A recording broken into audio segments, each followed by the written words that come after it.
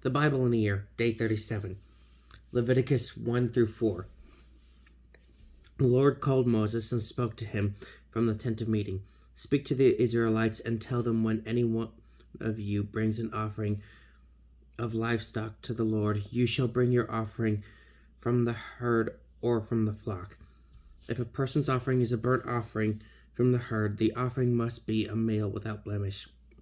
The individual shall bring it to the entrance of the tent of meeting to find favor with the Lord, and shall lay a hand on the head of the burnt offering so that it may be acceptable to make atonement.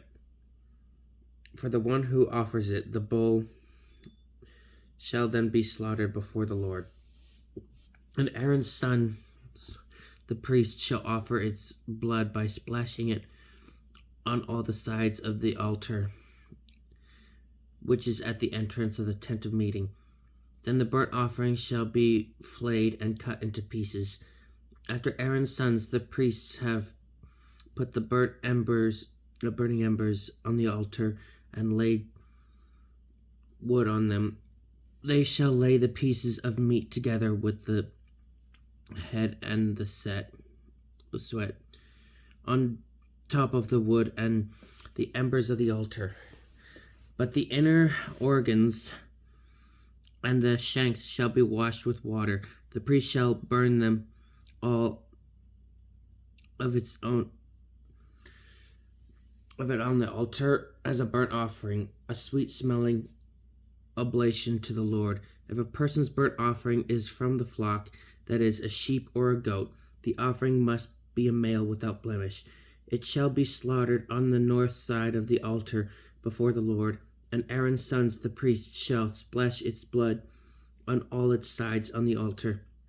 When it has been cut into pieces, the priest shall lay these together with the head and the suet on top of the wood and the embers on the altar.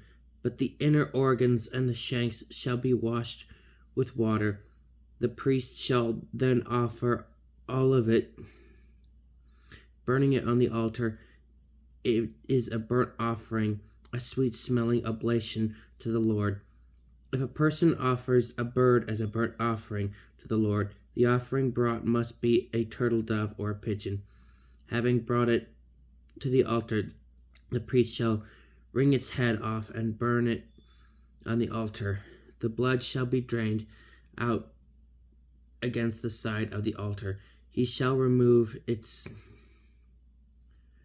chrism by means of its feathers and throw it on the ash heap at the east side of the altar.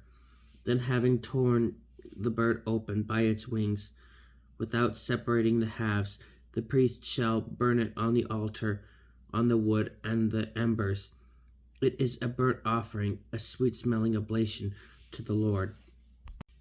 When anyone brings a grain offering to the Lord, the offering must consist of bran flour. The offerer shall pour oil on it and put frankincense over it, and bring it to Aaron's sons, the priests.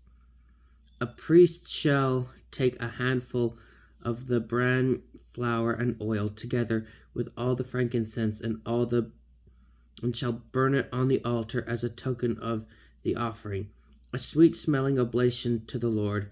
The rest of the grain offering belongs to Aaron and his sons, a most holy portion for the oblation to the Lord. When you offer a grain offering baked in an oven, it must be in the form of unleavened cakes made of brown flour mixed with oil, or of unleavened wafers spread with oil. If your offering is a grain offering that is fried on a griddle, it must be of brown flour mixed with oil and unleavened. Break it into pieces and pour oil over it. It is a grain offering. If your offering is a grain offering that is prepared in a pan, it must be made of brown flour fried in oil. A grain offering that is made in any of these ways you shall bring to the Lord. It shall be presented to the priest, who shall take it to the altar. The priest shall then remove from the grain offering a token, and burn it on the altar as a sweet-smelling oblation to the Lord. The rest of the grain offerings belong to Aaron and his sons, a most holy portion for the oblation to the Lord. Every grain offering that you present to the Lord shall be unleavened, for you shall not burn any leaven or honey as an oblation to the Lord. Such you may present to the Lord in the offering of the first produce that is processed, but they are not to be placed on the altar for a pleasing odor. You shall season all your grain offerings with salt. Do not let the salt of the covenant with your God be lacking from your grain offering. On every offering you shall offer salt.